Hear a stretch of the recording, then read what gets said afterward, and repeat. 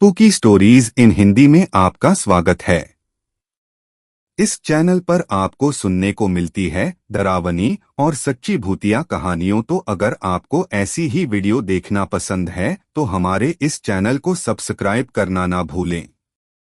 तो आप बढ़ते हैं आज की कहानी की और हेलो दोस्तों, मेरा नाम वैभव है और मैं एक पैरानॉर्मल इन्वेस्टिगेटर हूं।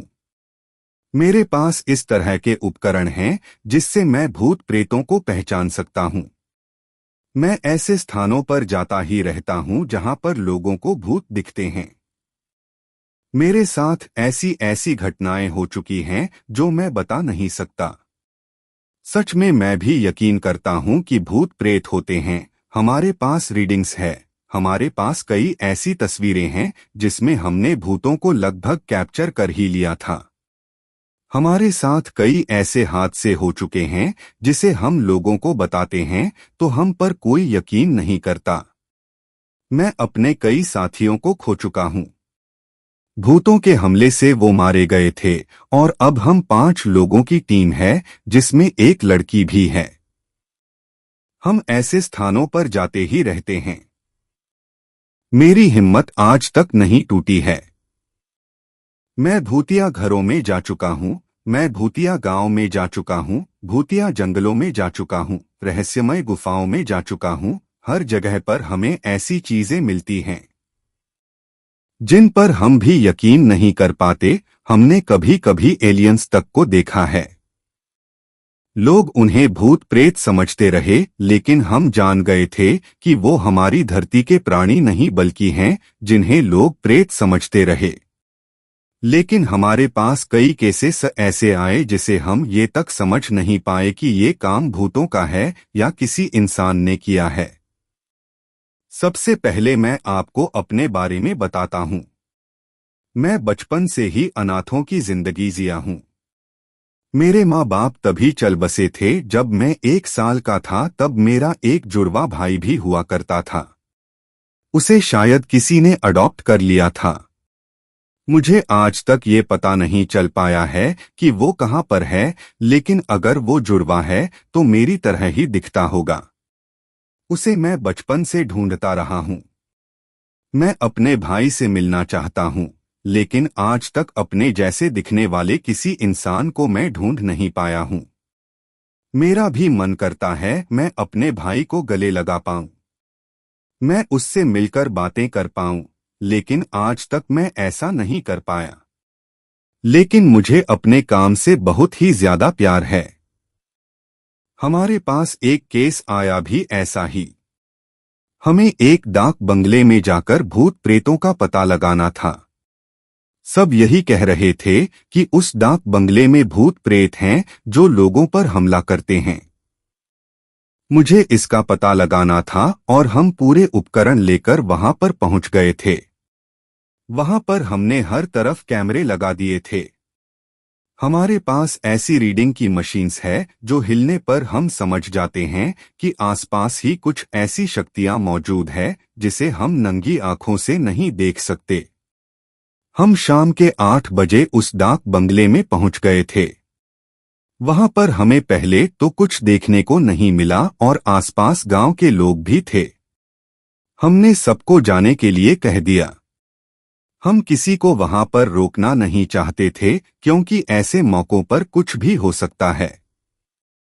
मैं अपने कई साथियों की जान इसीलिए गंवा चुका था क्योंकि वो ऐसे मौकों पर सतर्कता नहीं बरत रहे थे। तब उन पर भूतों प्रेतों ने अटैक कर दिया।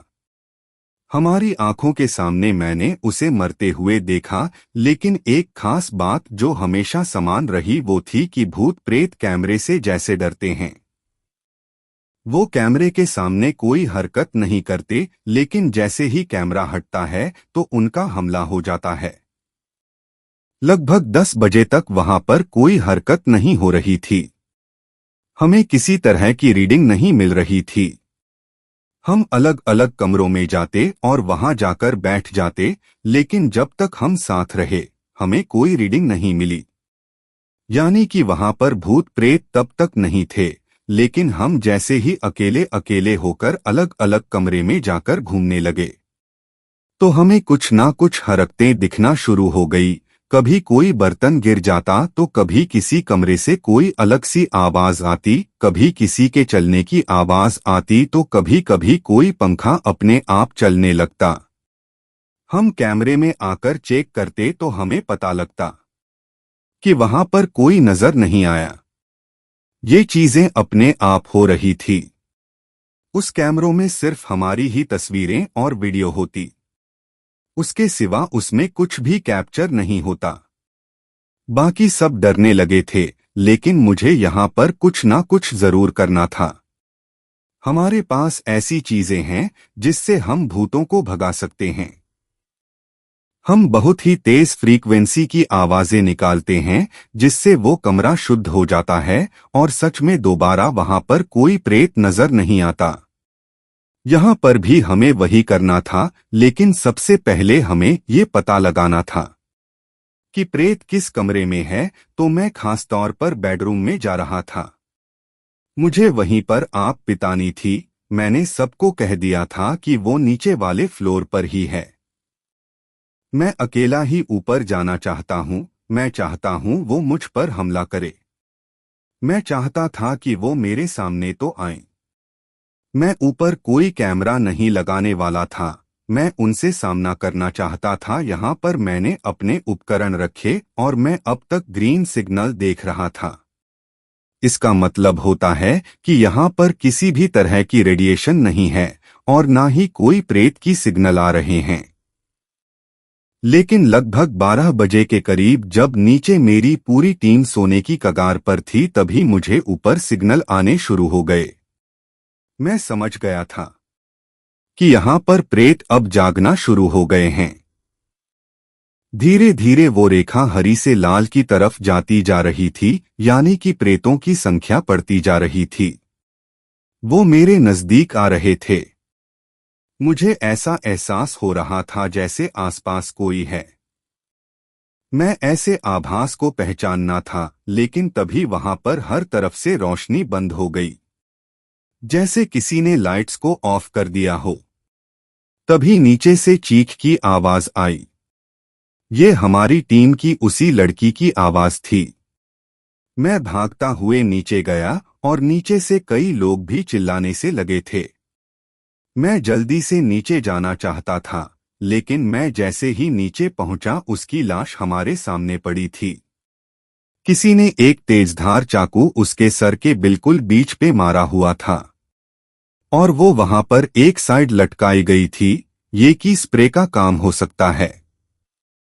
हम भागते हुए कैमरे चेक करने के लिए गए, लेकिन तब हमें पता लगा कि किसी ने कैमरे को बंद कर दिया था। हम घबराए हुए वहीं पर खड़े थे और इंतजार कर रहे थे कि कोई ना कोई डिसीजन किसी तरफ से तो आए और हम यहाँ से बाहर जाएं या यहीं रुके। लेकिन मैं जानता था यहाँ रहने का कोई मतलब नहीं है। हम अपने एक साथी की जान गंवा चुके थे। उसे किसी प्रेत ने मारा था या किसी ने बदला लिया था, ये हमें पता लगाना ही था। कैमरे में तो कुछ नहीं आया, लेकिन हमें बाहर निकलना होगा। लेकिन हम जैसे ही दरवाजे पर पहुंचे, वहां पर किसी ने ताला लगाया हुआ था। हम सब एक दूसरे की तरफ देखने लगे। कौन यहां पर ताला लगा सकता है?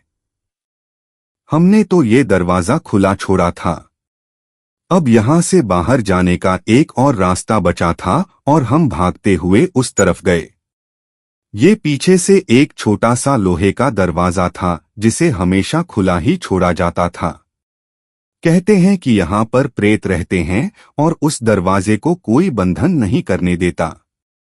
कभी कभी यहाँ पर लोग फंसे और वो उसी रास्ते से बाहर निकले। लेकिन हम जैसे ही उस दरवाजे के पास पहुंचे, वो भी बंद। किसी ने नया ताला वहां पर लगाया हुआ था। लेकिन जब हम यहाँ पर आए थे तो वहां कोई ताला नहीं लगा हुआ था। किसी ने तो उस ताले को लगाया था और हमारे अंदर आने के बाद ये ताला अंदर से ही लगाया गया था। यानी जिसने भी ये लगाया वो इसी डाक बंगले के अंदर ही होगा। आज पहली बार मुझे भी डर लग रहा था। मैं जानता था कि ये प्रेत का काम हो ना हो, लेकिन इंसान का काम जरूर लगता है। हो सकता है हमारे साथ यहाँ पर कोई इंसान छुपकर बैठा हो, वो ये काम कर रहा हो। उसने हमें ऐसी जगह पर फंसाया है जहां से हम बाहर नहीं निकल सकते। शायद वह हमें यहीं पर मरवाना चाहता हो, या यह किसी शैतान का काम हो सकता है।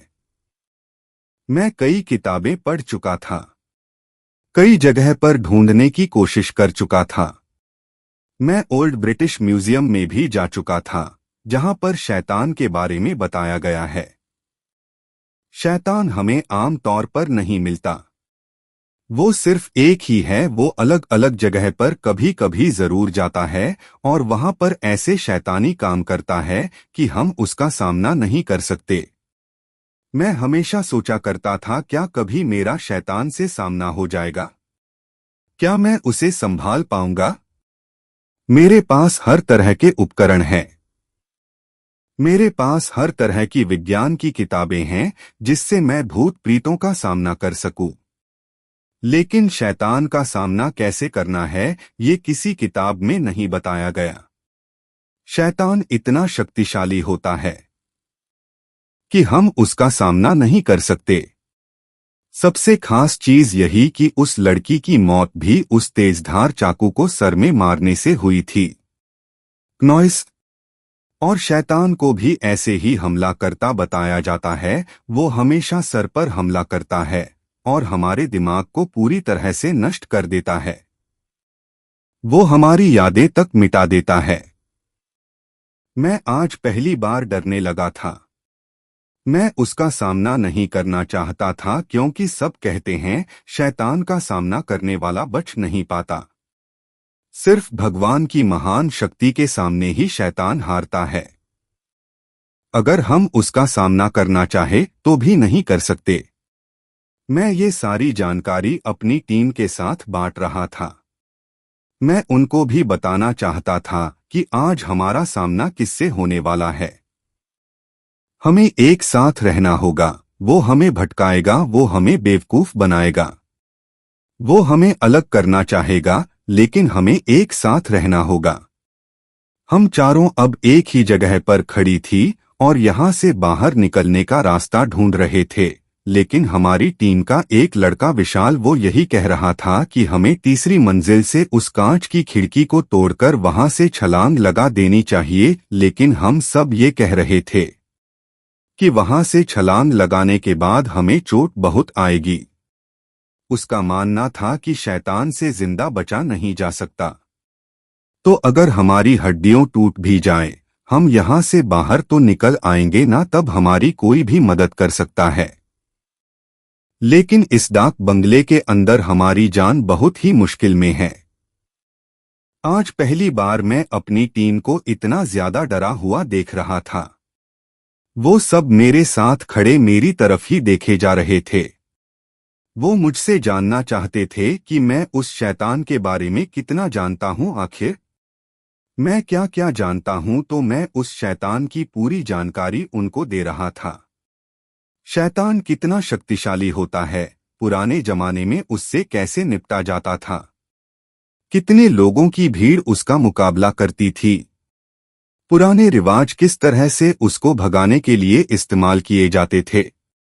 शैतान को मारा नहीं जा सकता। नॉइस वो किसी इंसान के शरीर में प्रवेश कर लेता है और उसके बाद उसका इस्तेमाल करता है।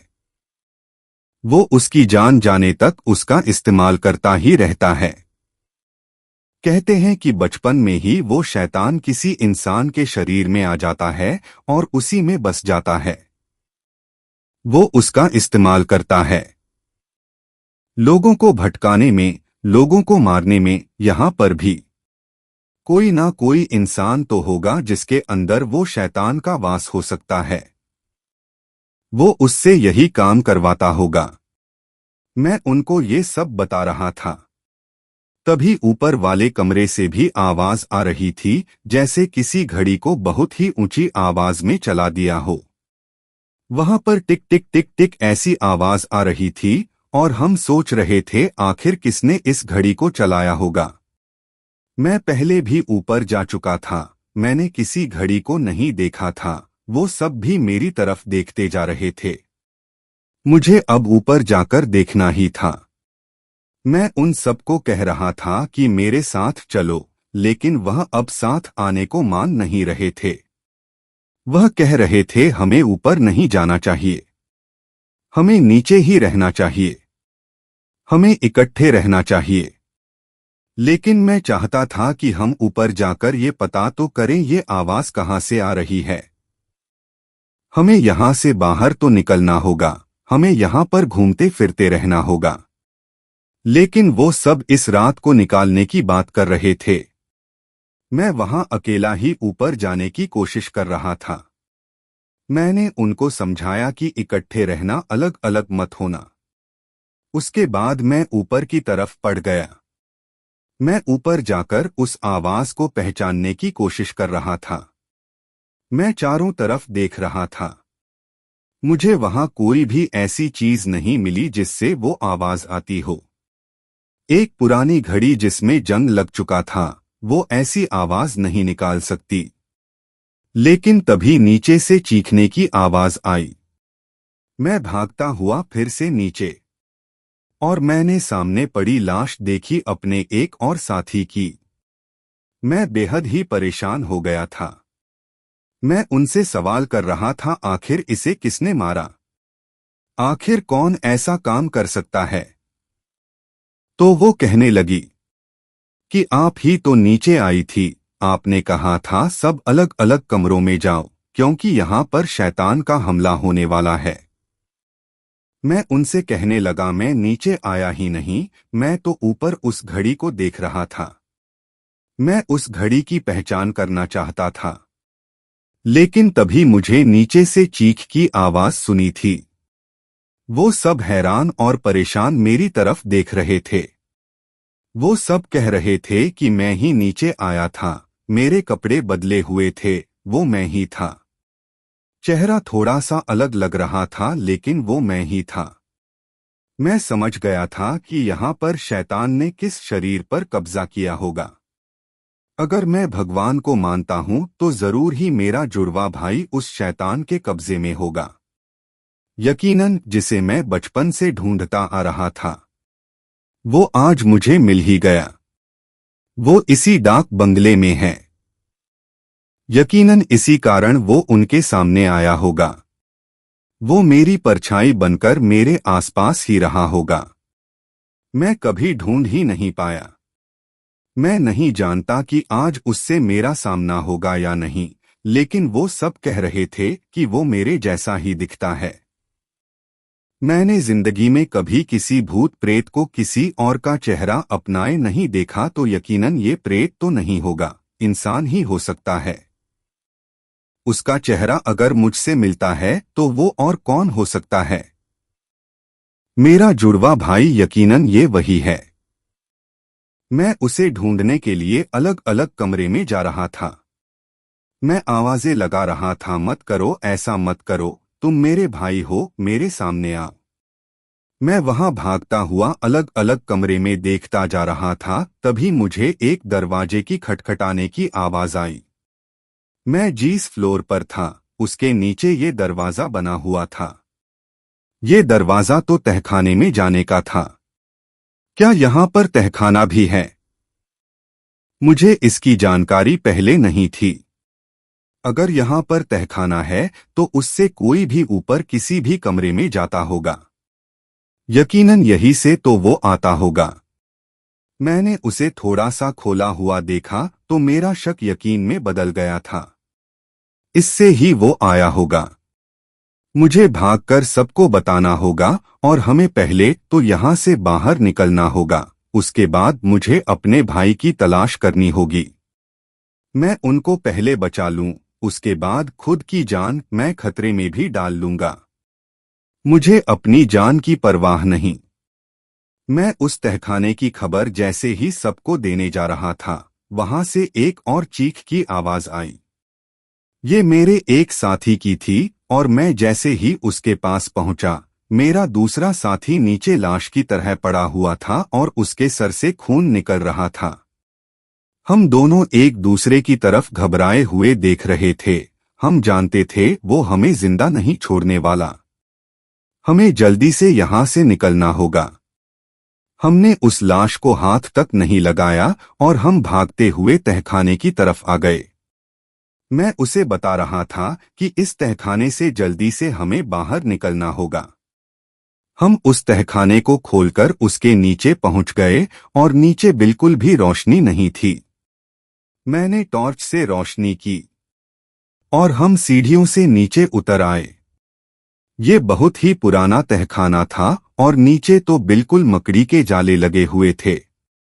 यकीनन इससे कोई निकला नहीं होगा, तो ये मकड़ी के जाले जरूर ही पीछे को हटे हुए होते। हमें अब यहाँ से आगे निकलना था और हम चलते चलते आगे बढ़ते गए। हमें बाहर निकलने का एक रास्ता नजर आ ही गया। हम जैसे ही उससे बाहर आए तो हम डाक बंगले से बाहर थे। हमारी खुशी का ठिकाना नहीं था। हमने उस डाक बंगले की तरफ देखा तो वहां पर रोशनी जल रही थी। वो रोशनी नीचे की तरफ थी। वहां पर आग लगी हुई थी। हम दोनों एक दूसरे की तरफ डाके जा रहे थे। हम दोनों वहां से सीधा हमारे ऑफिस में पहुंच चुके थे। यह मेरा पुराना ऑफिस था और यहाँ पर मैंने ऐसी प्रीत का सामना करने वाले सब हथियार रखी थी। यहाँ पर मैंने रखी हुई थी, हमें भी चाहिए थी, और पुरानी किताबें भी। हमें उस शैतान का सामना करना था जो मेरे भाई के शरीर में था। हमें उसका सामना डर होकर करना था, लेकिन मैं अपने साथी को अपने साथ नहीं ले जाना चाहता था। यहाँ पर मैंने सारी पुरानी किताबें रखी थी, जिसके साथ मैं अपनी डायरीज भी रखता था। मैं यहाँ पर अपना हर सामान रखता था। आज पहली बार जिंदगी में मैं किसी साथी को यहाँ पर लेकर आया था। मैं डरा हुआ भी था और उत्साहित भी था। आज यहाँ पर मैं उसे हर चीज को हाथ लगाने दे रहा था। मैं उससे कह रहा था कि हमें उसका सामना करना ही होगा। तुम्हें भी अपना बचाव करना ही होगा। क्या पता वो तुम्हारा पीछा भी करें। उसने आगे बढ़कर एक गन उठा ली और अपने पास ही रख ली। उसके बाद वो मेरे साथ ही अलग अलग किताबों को पढ़ रहा था। हमें शैतान का सामना करने वाला वो तरीका ढूंढना था जिससे हम भी बच पाते और हम उसका सामना भी कर पाते। मेरे भाई के शरीर में वो शैतान था और हमें सिर्फ उसे पकड़ना था, मारना नहीं था। हम उसे नुकसान नहीं पहुंचा सकते थे। मेरी जिंदगी का एक ही तो मकसद था, अगर हम उसे भी गवा लेती तो मेरे पास जीने के लिए कुछ नहीं बचता। मैं पुरानी किताबों से वो तरीके ढूंढ रहा था और मेरा वो साथी यहाँ पर नया था। वो हर किताब को पढ़ रहा था और उससे ढूंढने की कोशिश कर रहा था। इसी तरह से आधा घंटा निकल चुका था। यहाँ पर हम पढ़ते जा रहे थे, लेकिन तभी मेरे साथी ने वो गन मेरे सर के ऊपर तान दी। वो घबराया हुआ मेरी तरफ देख रहा था।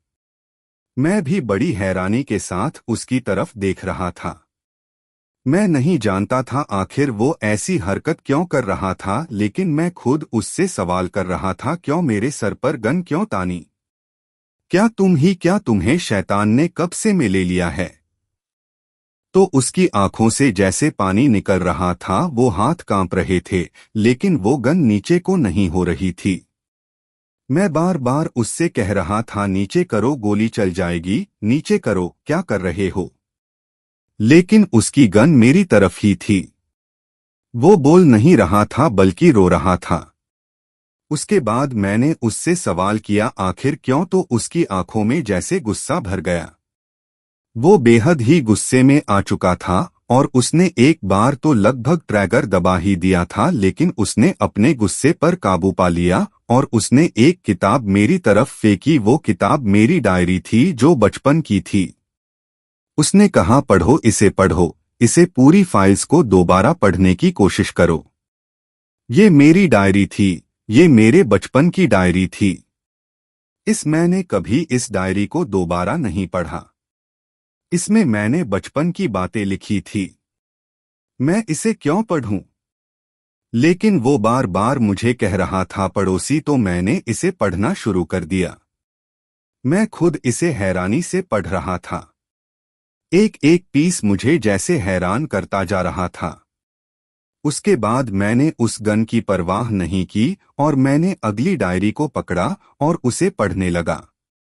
वहां शेल्फ पर रखी सारी किताबें मैंने पढ़ डाली थी। इसी के साथ वहां रिपोर्ट्स भी पड़ी थी। वो भी मैं पढ़ रहा था। वहां मैं हैरान और परेशान था। आखिर उन किताबों में ये क्या लिख रखा था? वह मेरा साथी मेरे सर पर गन ताने खड़ा था और मैं इन किताबों को पढ़ता जा रहा था। क्या आप जानना चाहोगी उसके बाद हुआ क्या? मैं अपने ऑफिस से जिंदा बाहर निकला। मैं दोबारा उसी डाक बंगले में गया और वहां खड़े होकर मेरी आंखों से आंसू निकल रहे थे, लेकिन मेरे चेहरे पर एक मुस्कान थी। मैं खुद को पहचान गया था। मैं खुद की जानकारी जैसे दोबारा पा चुका था। मैं कुछ भुला चुका था जो मुझे याद आ गया था। उस डायरी में ये लिखा था कि जब मैं 7 साल का था तो अपने भाई को ढूंढ चुका था। उस दिन मुझे उससे मिलना था। मैं जैसे ही उसे मिला तो उसे एक अलग कमरे में ले गया और चाकू गोदकर मैंने खुद उसे मारा। मैं उसे चाकू से तब तक गोदता रहा जब तक वो मर नहीं गया। उसके बाद मैंने पीछे उस छोटे से बरगद के पेड़ के पास ही उसे दफना दिया। कोई उसे ढूंढ नहीं पाया। मेरी डायरीज में मेरी सारे किस्से लिखे थे जो किसी को पता नहीं थे। मैं दो पर्सनैलिटीज वाला इंसान हूं। मेरा दिमाग 2 हिस्सों में बंटा है। मुझे आंधी चीजें याद नहीं रहती क्योंकि जब मेरा दूसरा दिमागी हिस्सा सक्रिय होता है तो मैं जैसे बदल सा जाता हूं। आपको पता है मेरे साथियों को किसने मारा? मैंने खुद मारा। वहां भूत प्रेत तो हमें कभी मिले ही नहीं। हमेशा मैं ही मारता रहा लोगों को ताकि सबको लगता रहे कि वहां प्रेत है। यहाँ डाक बंगले में भी मैं ही तो था जो नीचे आकर सबको मार रहा था और ऊपर से दोबारा नीचे आ जाता ताकि किसी को शक ना हो। और आपका आखिरी सवाल यही होगा, आखिर में अपने ऑफिस से जिंदा कैसे बाहर आ गया? तो आपको क्या लगता है मैं उसे गोलियों से भरी हुई गन दे दूंगा? उसके पास गन तो थी लेकिन उसमें गोलियां नहीं थी। वो गोलियों वाली बंदूक तो सिर्फ मेरे ही पास थी। वो भी जिंदा नहीं बचा और मैंने उसे भी ठिकाने लगा ही दिया। किसी को शक ना कभी हुआ और ना ही कभी होगा।